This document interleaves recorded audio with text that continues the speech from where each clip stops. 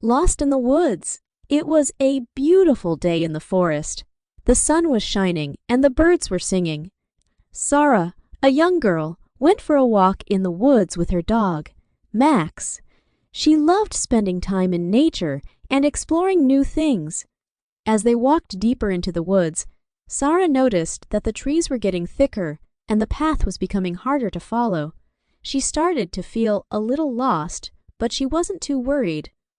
She had her dog with her, and she knew they could find their way back. However, things didn't go as planned. Sarah and Max continued walking for a while, but they couldn't find their way back to the main path. Sarah tried to retrace her steps, but she couldn't remember which way she had come. As the sun started to set, Sarah began to feel scared. She had never been lost before, and she didn't know what to do. Max could sense her fear and tried to comfort her, but it didn't help much. Sarah knew she had to do something.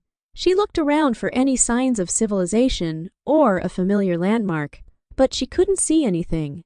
She decided to keep walking, hoping that she would find something or someone that could help her. Finally, after what felt like hours, Sarah heard a sound. It was a group of hikers who were walking nearby. Sarah called out to them, and they came to her rescue. They showed her the way back to the main path and helped her and Max get back to safety. Sarah learned an important lesson that day.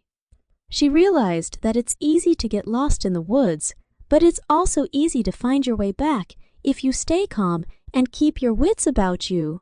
She and Max were happy to be back home, safe and sound. The end.